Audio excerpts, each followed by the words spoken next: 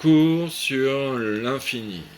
Bon. Alors, bon, l'histoire de l'infini, elle est longue et palpitante, mais très longue. Bon, pour faire simple, un jour, un grec, Zénon, bon, il a réfléchi un peu au mouvement, à l'infini, tout ça. Et il nous a pondu, à l'époque des Grecs, là, je sais plus quelle époque, avant Jésus-Christ en tout cas, le 3e siècle avant Jésus-Christ, ou quelque chose comme ça. Et donc, le paradoxe de Xénon, ou d'Achille, la tortue, ça revient au même. Bon, c'est que il disait, bon, bon, prenons Achille et la tortue, ça revient au même de toute façon, à isomorphisme près. Donc il faut imaginer, bon, il y a deux zouaves, Achille et la tortue. Et puis, bon, ils font la course.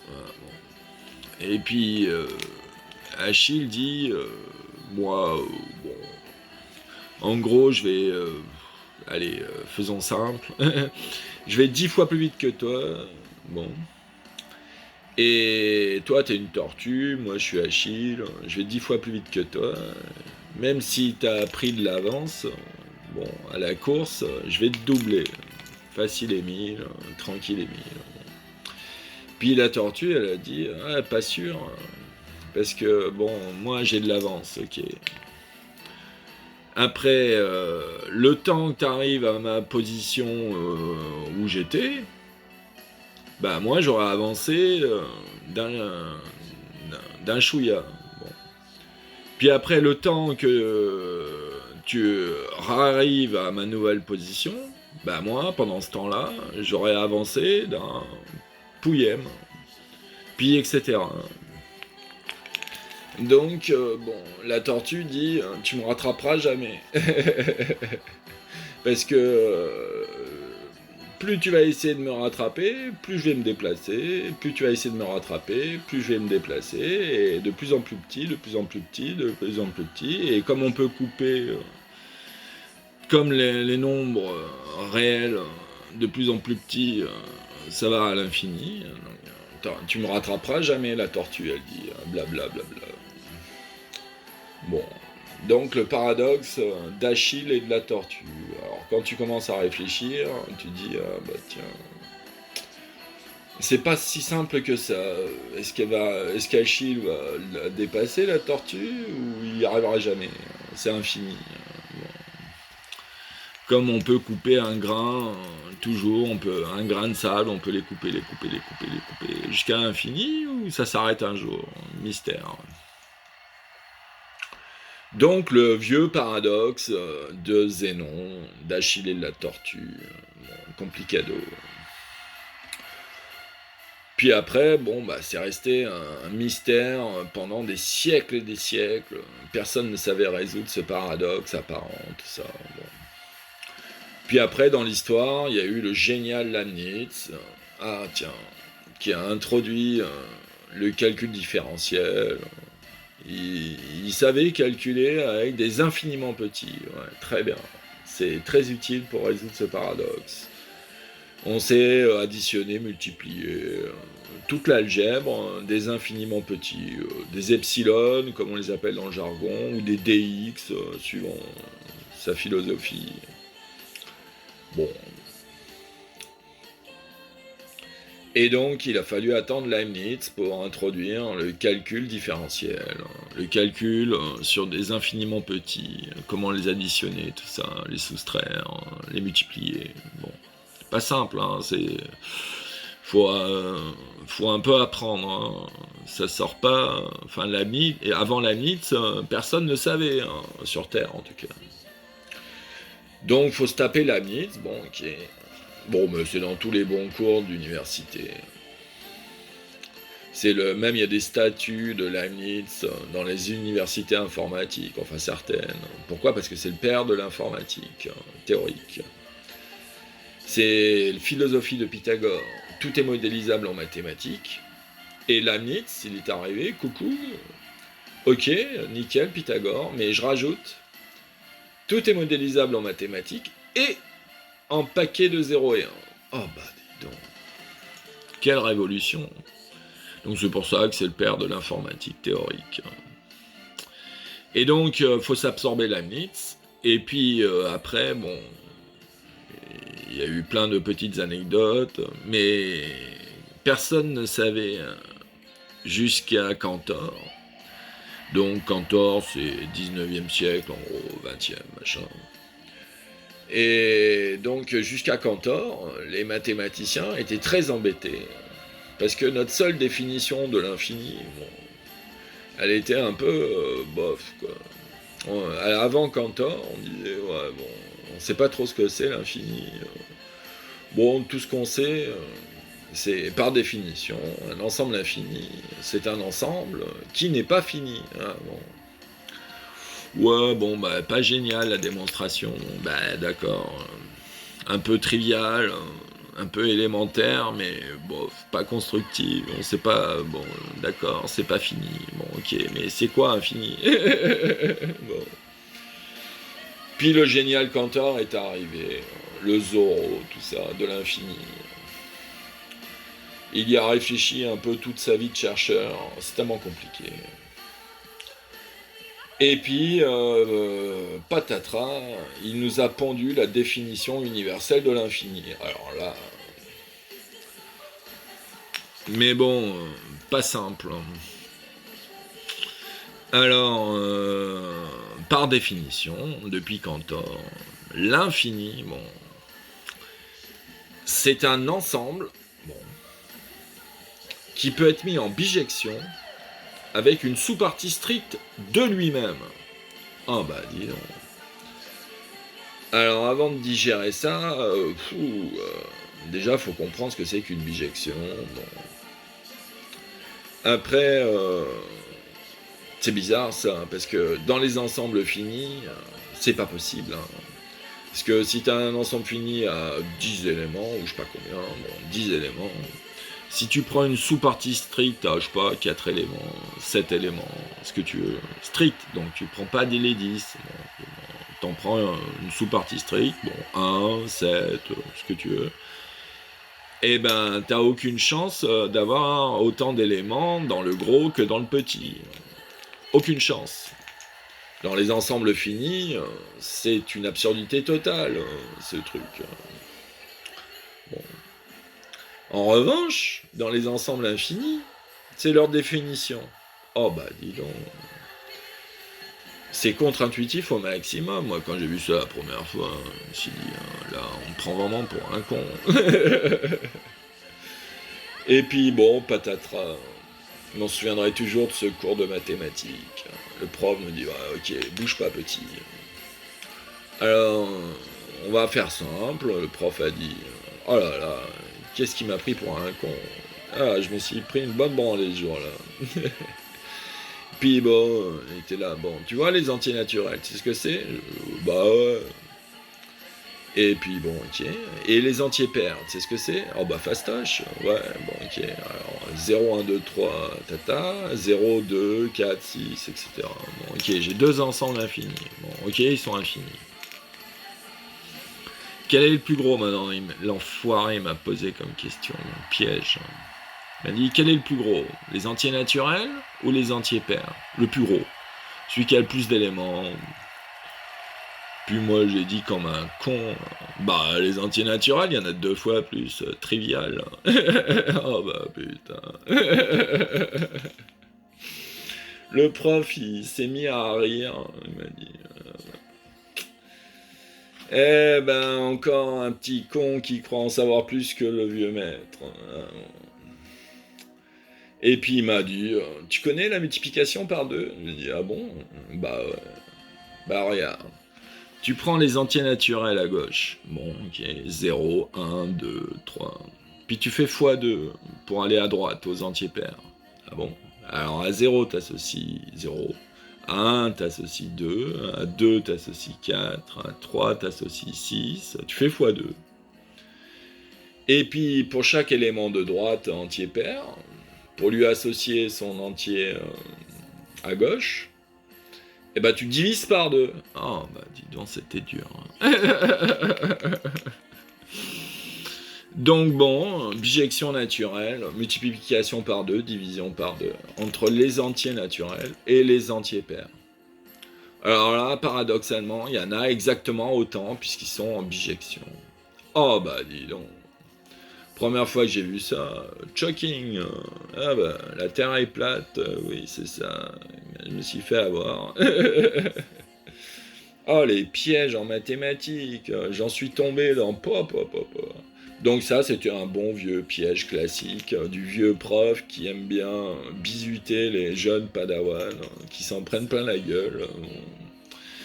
Et puis voilà, donc un ensemble infini. Les entiers naturels, par exemple, eh ben, c'est un ensemble qui peut être mis en bijection avec une sous-partie stricte de lui-même, par exemple. Les entiers naturels peuvent être mis en bijection avec les entiers pairs. Bon. Les entiers pairs sont clairement une sous-partie stricte des entiers normaux. Il manque tous les impairs. Bon, ok. Donc voilà ce que c'est qu'un ensemble infini par définition maintenant depuis Cantor. C'est un ensemble qui peut être mis en bijection avec une sous-partie stricte de lui-même. Oh bah. C'est pas facile à digérer. Après, un petit théorème de Cantor. Par ce principe-là, machin, tout ça. On en déduit il y a un plus petit ensemble infini. Oh bah. Bon. Et bah c'est les entiers naturels. Parce que de toute façon, même si tu prends une sous-partie la plus petite infinie que tu veux, tu pourras toujours la mettre en bijection avec les entiers naturels. C'est l'ordre naturel, récurrence, tout ça. Bon. Donc, surprise, il y a un plus petit ensemble infini, en cardinal. Ah bah, surprise. Et en plus, fastoche, c'est le plus simple. C'est les entiers naturels. 0, 1, 2, 3. Bon, facile. Bon, bah, le plus simple des ensembles infinis, c'est le plus petit. Bon, ok. Puis après, bon, moi, quand j'étais jeune, comme un con, je croyais que, bon, intuitivement, que l'ensemble infini, bon, bah, d'un certain point de vue, c'était le plus gros possible. Bon, alors, je me disais, si c'est le plus gros possible, bah, il n'y en a pas de plus gros. Plus gros que lui. Hein. Donc je me disais, bon, bah, il n'y a qu'un infini, bon, ils sont infinis. Puis après, le prof, pendant le même cours, il nous a dit, bon, alors, les entiers relatifs, alors, qui est le plus gros? Les entiers naturels, les entiers relatifs? Alors, là, ce coup-ci, il avait voulu me piéger la dernière fois, je me suis méfié, j'ai réfléchi. Ah bah non, ça doit être encore la même connerie, il y en a autant. Ah, bon, bravo. Puis après, et les nombres rationnels, les nombres de la forme 2 tiers, 3 quarts. Bon, alors celui-là, je me disais, oh bah putain, entre deux entiers, il y en a déjà une infinité de nombres rationnels. Oh bah, dis donc. Alors, bon. Puis en fait, oui, il y a exactement autant de... Tu peux mettre en bijection les entiers naturels avec les nombres rationnels. Nos problèmes. Bon, il y a plein de techniques mathématiques pour le faire, mais c'est tout con. Tu décomposes n en paire impair, isomorphisme avec n croix n, et après tu fais tous les nombres p sur q. Bon. Donc, ce qu'on appelle des nombrables. Donc, les nombres rationnels, il y en a autant que de nombres entiers naturels. Bon, surprise. Alors, moi, j'étais là, bon, ça va continuer longtemps, ce petit jeu. Il y a qu'un infini, de toute façon. Bon, mon intuition, elle était assez claire de ma connerie. Puis, donc, on était là, bon, les nombres rationnels, ok, il y en a autant, bon. Puis après, maintenant, il nous a dit, et les nombres réels, maintenant. Ouh, les nombres réels. Alors, il y a pi, il y a e, il y a je sais pas quoi encore. Les nombres pas rationnels. Les nombres réels, qui sont au-dessus. Donc, racine de 2. Nombre algébrique, mais pas rationnel. Bon, alors, les nombres réels. Eh ben, patatras. Il n'y en a pas autant. C'est, c'est comme ça. Alors Cantor, en plus, l'a démontré dans une démonstration magnifique et miraculeusement, elle est pas très longue. Elle fait, je sais plus, une dizaine, vingtaine de lignes, quelque chose comme ça. Bon. Alors vous pourrez la voir dans les bons bouquins de maths. C'est un très grand standard des bouquins de maths.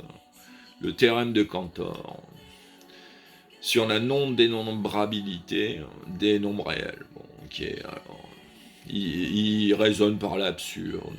Il suppose que c'est vrai, cette connerie, que R est en bijection avec N. Bon, ok, il suppose l'absurde. Il raisonne par l'absurde. Il suppose que c'est vrai, cette connerie. Et il démontre une contradiction. Ah, génial. Par son principe de diagonale. Il crée un nombre qui n'était pas dans la liste originale. Bon, c'est dans tous les bons bouquins. Ou vous prenez un cours particulier avec un prof de maths et il vous explique ça d'Ardar Motus. Donc, par le principe diagonal de Cantor, il a démontré que les entiers naturels ne pouvaient pas se mettre en bijection avec les nombres réels. Oh, surprise! Donc, il y a beaucoup plus de nombres réels que de nombres entiers. Et donc, il y a des échelles dans l'infini. Bon, il y a des infinis beaucoup plus gros que d'autres. Ah, bah alors là, surprise, bon, on me disait, tiens, bizarre. Et après, il a introduit la notion de cardinalité d'infini, Cantor. Bon, dans son langage, les entiers naturels sont de cardinal Aleph 0. Bon, le plus petit. Ok.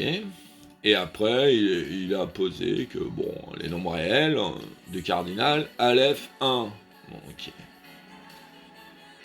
Et puis après, un coup de génie maestro, il a introduit, enfin, il a développé le concept, l'opérateur, ensemble des parties. Donc si on prend un ensemble fini, bon ça aussi c'est dans tous les bons bouquins de maths, si on prend un ensemble fini à n éléments, son ensemble des parties a 2 puissance n éléments. On fait toutes ces parties de l'ensemble. Par exemple, si on a un ensemble à 3 éléments, 1, 2, 3, bon, et ben l'ensemble de ces sous-parties aura 8 éléments. Bah, d'abord lui-même, 1, 2, 3, bon, ok. Puis après tous les couples, 1, 2, 2, 3, 1, 3. Puis après tous les singletons, le 1, 2, 3. Puis après, bien sûr, l'ensemble vide. Bon, bah, ça fait 8. 1, plus 3, plus 3, plus 1. Bon, c'est comme ça. Après, on démontre ça avec des sommes de combinatoires. Bon, fastoche.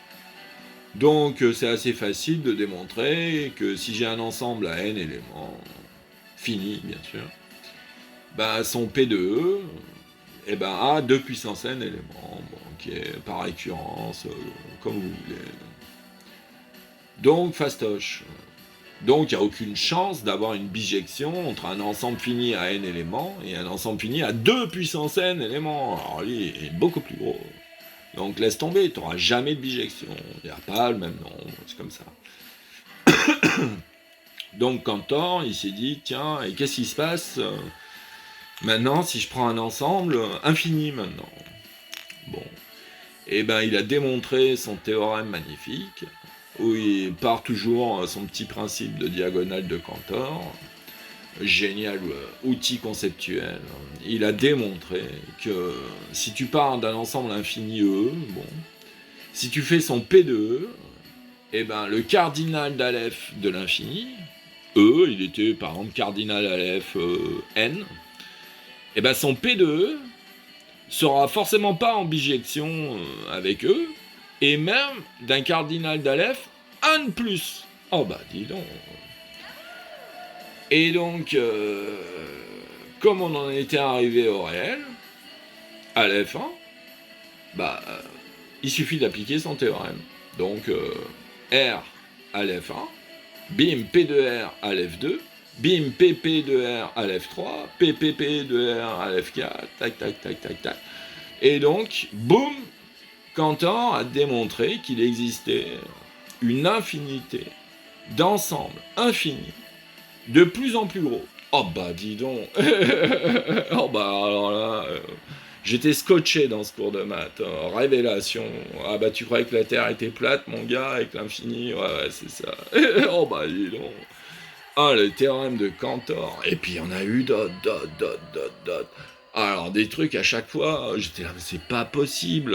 C'est des trucs de dingue dans l'infini. Si vous saviez le nombre de théorèmes sur l'infini, que tu te dis, mais on se fout de ma gueule. Et puis quand tu lis la démo, tu fais, ah bah dis donc, j'étais naïf avant quand j'étais jeune. Je croyais la Terre était plate à l'infini. Allons-y gaiement. Bon. Donc pas simple l'infini. Mais en tout cas, depuis Cantor, on sait quantifier les infinis. Bon, il y en a même une infinité. Bon, alors, c'est lequel que tu prends Aleph 5 Aleph 32 bon, tu prends celui que tu veux. Alors, bon, c'est compliqué. Alors, en général, tu commences d'abord par étudier Aleph 0, bon, les entiers naturels. Bon, alors, t'as du boulot. Avant de comprendre bien les entiers naturels, c'est pas simple. Bon, donc des infinis, on sait maintenant depuis Cantor calculer, quantifier, dériver, intégrer. On sait, définir l'infini, on sait le quantifier, le mesurer, l'utiliser, calculer avec.